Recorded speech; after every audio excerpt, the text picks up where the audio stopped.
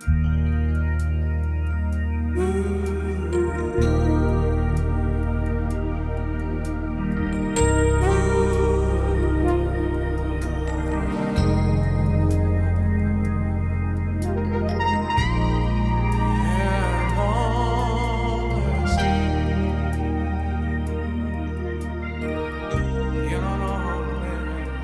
ler com vocês Gênesis capítulo 12, versos 1, 2 e 3. Nós fazemos parte do Ministério de Louvor e geralmente é assim em todo lugar. É uma equipe específica, alguns que ministram no vocal, alguns que ministram tocando instrumentos, alguns que são considerados líderes de louvor porque conduzem a congregação, e geralmente são pessoas que se dedicam à música, ao Ministério de Louvor e Adoração, e normalmente é comum que isso aconteça, embora não deva ser normal, é comum que aconteça, essas pessoas só se envolvem com música. Por outro lado, os demais irmãos que não estão envolvidos no louvor e adoração, ou no ministério, que chamamos Ministério de Louvor e Adoração, também acham que não fazem parte do Ministério de Louvor e Adoração. Os que não tocam, os que não cantam no microfone, acabam que pensam que não participam do Ministério de Louvor e Adoração. Então, em todo lugar é muito distinto essa separação entre quem é do louvor e adoração e quem não é. E chega, inclusive, a ser distinto também quem é do louvor e adoração, quem é do louvor e quem é de adoração. E agora, mais ainda, a gente tem worship. Então, vamos fazer worship. Então, tem bem a categoria do worship. Aqueles que são do worship. Geralmente quem é do worship não tem músicas de júbilo, não é animado, né? Alguns vão dizer, eu não gosto muito desse estilo. Então vai ser importante a gente nessa manhã entender um pouco sobre isso, porque tudo isso que eu estou expondo é comum em quase todos os lugares, mas não deveria ser normal, não deveria ser o normal. Nós precisamos ter um entendimento mais ampliado do que é o louvor e a adoração na vida do corpo de Cristo, da igreja, no reino de Deus. E eu quero, se Deus permitir, compartilhar alguma porção que edifica, que abençoa, que nos ajuda a entender, principalmente, quem nós somos, quem você é, quem nós somos no reino de Deus, no corpo de Cristo. O que isso tem a ver com a nossa vida profissional, material, familiar, conjugal, e como essas coisas se interagem no culto ao Senhor. Então tem muito a ver com identidade, tem muito a ver com aquele reconhecimento do que Deus me fez ser nele e para que Deus me alcançou, para que Deus me fez ser nele, essa identidade de filho, de ministro. E o Gênesis capítulo 12 nos ajuda a entender lá no início a base de tudo. Ora, disse o Senhor a Abraão: sai da tua terra, sai da tua parentela e da casa de teu pai e vai para a terra que te mostrarei. De ti farei uma grande nação e te abençoarei e te engrandecerei o nome. Sê tu uma bênção. Abençoarei os que te abençoarem e amaldiçoarei os que te amaldiçoarem. Em ti serão benditas todas as famílias da terra. Deus está dizendo a Abraão, esse é o decreto meu sobre a sua vida. Em ti serão benditas todas as famílias da terra. Abraão, eu vou abençoar todos os que você abençoar. Você recebe uma autoridade da minha parte, de em meu nome, nessa terra, abençoar as pessoas. E não só os seus descendentes, falando da sua nação, mas todas as famílias da terra. Esse é um nível de autoridade muito elevado, o máximo que uma pessoa pode receber nessa terra. Primeiro, porque vem de Deus. Segundo, porque é uma ação de extrema importância, ela preenche tudo. Você vai abençoar com toda sorte de bênção todas as famílias da terra. Então você vê que a nação dos judeus, dos hebreus, do povo de Israel, ela afeta toda a cultura de todas as nações. Começa pelo fato de que todas as nações, todas as civilizações saíram de Noé. Na Tábua das Nações você vê cada povo descendente de Noé, dos filhos de Noé, Sem, Cão e Jafé. E dessa forma toda a terra foi abençoada. Então as culturas de todos os povos têm elementos fundamentais que saíram de Abraão, que saíram de todo o povo de Deus. Mas não se limita a isso. Quando eu leio em Gálatas capítulo 3, verso 11 em diante,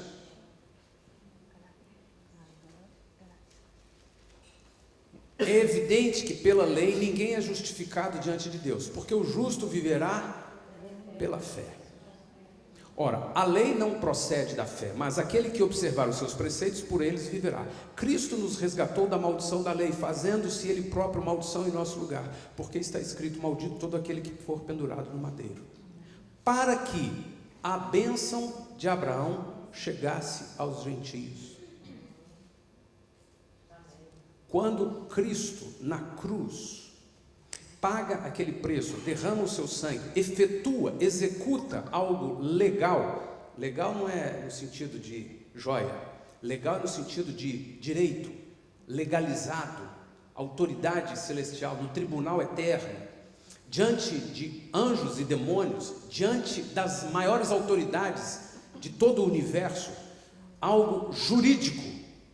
O sangue foi derramado, o pecado foi pago, a dívida foi paga, e nesse pacote inclui várias coisas, como levar sobre si as nossas maldições.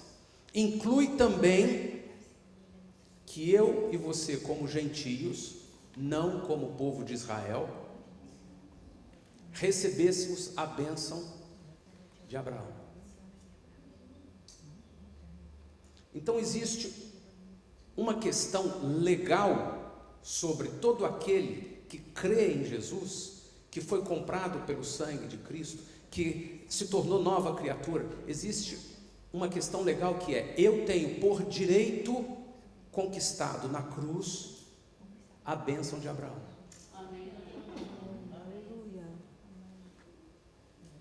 Agora, como em qualquer nação do mundo, você pode ter direito, mas se você não vai reivindicá-lo, você morre sem desfrutá-lo. Alguns direitos em algumas nações chega até a sua porta. Eu vim aqui, sou da parte do governo, porque você tem direito a isso, e você não sabia, o governo está vendo que você não está usando. Geralmente o banco faz isso. O gerente do banco te liga e diz assim: você tem direito a esse crédito e você não está usando esse crédito. Use o crédito. Você tem direito a um cartão de crédito, você não quer? Eu vou mandar para você na sua casa. Geralmente só batem na nossa porta, nos lembrando dos nossos direitos, alguém assim como o banco, e você já sabe que na verdade ele está interessado no quanto você vai pagar de juros. Agora, o governo bater na sua porta e dizer assim: você tem direito à isenção do imposto, e você pagou o imposto esses anos todos, o governo está vindo devolver o imposto com juros e correção monetária. Não, isso não é muito comum, não. Geralmente, o direito que nós temos só será reivindicado por nós mesmos. Isso é possível reivindicar um direito aquele que o conhece, aquele que sabe desse direito, e aquele que crê que ele tem direito àquilo, e aquele que age por fé, crendo que tem o direito àquilo. Então você vai lá, bate na porta do governo e diz assim: eu tenho direito a isso, e não estou recebendo. Não, você não tem direito. Tenho direito. Olha, Vai atrás. Então você vai atrás até as últimas consequências. Você passa a vida correndo atrás daquele jeito porque você tem absoluta convicção que tem aquele direito. Mas como crentes a gente não faz isso. Como crentes geralmente eu falo assim: por que, Senhor? Por que, Senhor? Até quando, Senhor? Oh, meu Deus, eu não entendo. Aí sempre vai ter algum irmão que fala assim: ô irmão, eu estou orando por você. Deus sabe, Deus sabe. Outro chega assim: é no tempo do Senhor, irmão. O tempo do Senhor não é o nosso tempo. Você está muito ansioso. O nosso tempo é sempre agora. Deus sempre espera. Deus tem o prazer de nos ver aflitos, angustiados. E Ele diz assim: espera mais um pouco. E não se trata disso. Se trata geralmente do fato de que nós não sabemos do que temos direito. Quando tomamos conhecimento do que temos direito, nós esforçamos com a força do nosso braço, não com armas espirituais. E quando nós não damos conta, porque às vezes reivindicamos do nosso jeito, não alcançamos, nós desistimos. Não está funcionando. É como uma pessoa que, lá no Brasil, aqui não, essa pessoa lá na minha igreja falou assim: pastor, não está dando certo, não está adiantando nada eu vir nos cultos, não está adiantando nada, não mudou nada na minha vida, então é por isso que eu não estou vindo mais. Então eu preciso ter conhecimento histórico. Eu preciso ter conhecimento histórico. Eu preciso que esse conhecimento histórico, que é intelectual, tome conta do meu ser, do meu coração, do meu espírito. Isso é fé. Pronto, está dito que na cruz de Cristo eu recebi, entre muitos direitos, o direito de ter a bênção de Abraão. Amém. Você está falando amém, mas você não sabe ainda o que é a bênção de Abraão.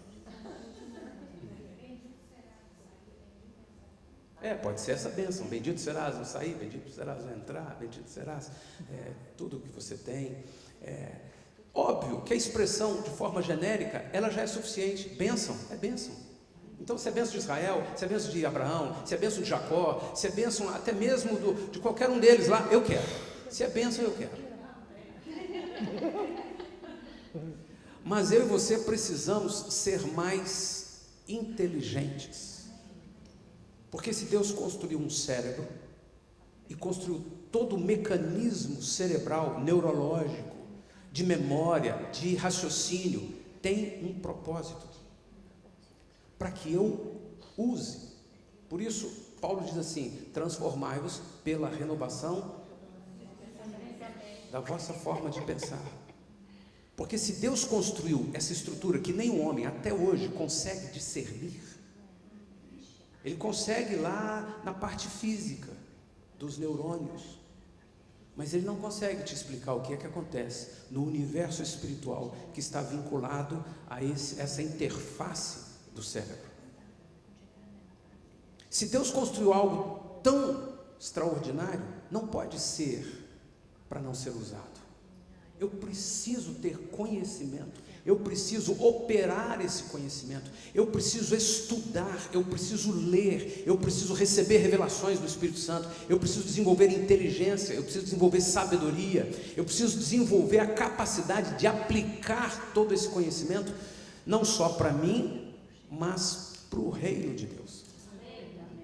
Então, Senhor, qual é a bênção que eu recebi por direito na cruz de Cristo?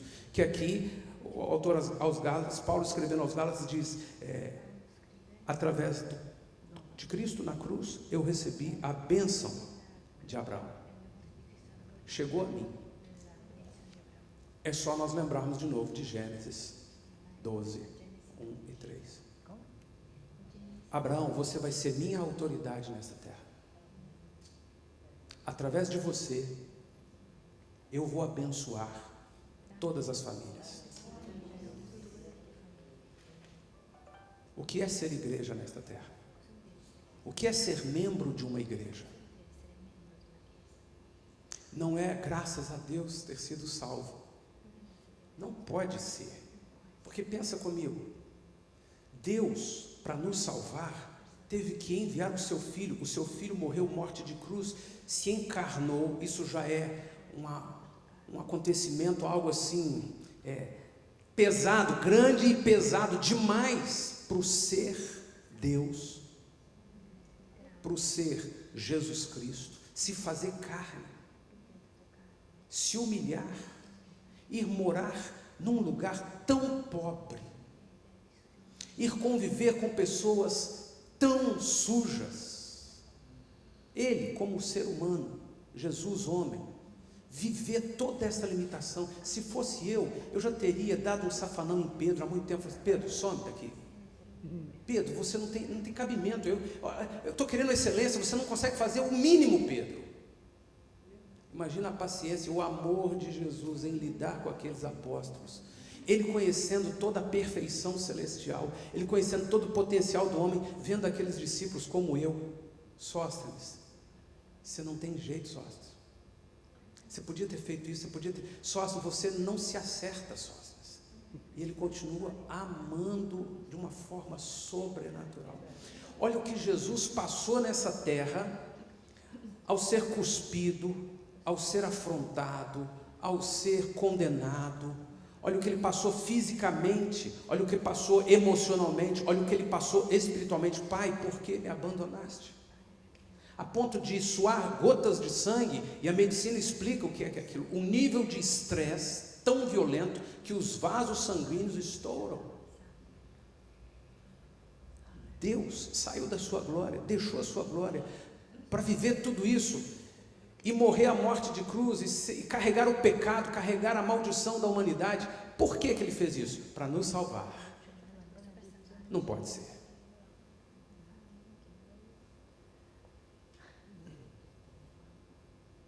Não pode ser só para isso. Sabe por quê, Deus? Porque se fosse só para isso, não era melhor o Senhor ter nos deixado no céu? Nós já não estávamos no céu? O Senhor poderia nos manter no céu? O Senhor nos cria, nós existimos e ficamos no céu. O sacrifício de Cristo, o dar de Deus, porque Deus amou que deu o seu Filho, o dar de si mesmo para essa dimensão tão pobre, tão sofrida, e morte de cruz, algo tão violento, e como se não bastasse isso tudo, ele ainda foi ridicularizado pelos demônios e por Satanás. Nós não sabemos o que foi que Jesus enfrentou na cruz quando disse: Pai, por que me abandonaste? As trevas vieram sobre Jesus de uma forma incompatível com a santidade dele. Por que ele fez isso? Só para nos salvar? Não. Se fosse assim, era só o Senhor ter nos mantido no céu. Era só o Senhor não ter permitido que nós pecássemos. Não pode ser só isso. Deus é perfeito. Então, não é só para a nossa salvação. Quando vamos estudar, e eu não posso entrar nisso hoje, nós vamos entendendo que, na verdade, Deus operou tudo isso, inclusive a existência do mal, para que eu e você, muito além de sermos salvos, nos tornássemos membros dele. Isso é diferente. Uma coisa é ser criado por ele, outra coisa é, depois de ter sido criado por ele, por decisão pessoal, eu me tornar membro dele, eu me tornar corpo de Cristo. A salvação, ela tem muito mais do que nos salvar. A salvação de Cristo Jesus tem um aspecto de nos tornar o corpo de Cristo. É muito mais elevado do que só nos livrar dessa vida difícil, só nos dar condições de pagar as contas, só nos dar, graças a Deus, agora eu estou numa fase tão boa, Jesus, ai, obrigado. Tudo isso vem no pacote, mas não pode ser só isso. É muito pouco eu ter uma boa vida, eu ir para o céu, é muito pouco para o sacrifício que Deus fez em Jesus Cristo. O sacrifício que Deus fez em Jesus Cristo alcança minha salvação. Eu precisava, era impossível ser salvo, liberto do pecado, liberto da dívida, sem o pagamento do sangue do Cordeiro. Mas o sangue do Cordeiro é um pagamento elevado demais. Ele poderia ter me salvado de outra forma. Ele poderia ter feito com que eu nunca viesse a essa terra de pecado. Ele poderia ter feito com que nunca o pecado entrasse nessa dimensão. Ele poderia ter usado outras coisas, não precisava ser tudo isso. Então não é só para a minha salvação. Não é só para eu conseguir pagar as contas, vencer a enfermidade, né? Graças a Deus estou feliz, agora eu tenho um casamento que deu certo. Não pode ser só para isso. Com certeza ele tem um projeto muito mais elevado. Que projeto é esse? Fazer com que eu me tornasse membro do corpo de Cristo. Nós não estamos falando de membro de uma igreja terrena. Nós estamos falando parte. Ele fez com que eu e você nos tornássemos corpo de Cristo. Ele usa didaticamente as figuras de família, a figura de corpo, a figura de templo. Ele usa a figura do exército de Deus. Ele usa essas figuras da própria igreja, uma expressão grega, mas que ilustrava, que mostrava com clareza aos homens qual que é o projeto de Deus. Um povo separado e um povo que é a família de Deus, uma família que na verdade é o corpo de Cristo, é o edifício de Deus. Então é muito mais do que me salvar, é me salvar para que eu fosse liberto da dívida, do pecado, a fim de que eu me tornasse membro do corpo de Cristo.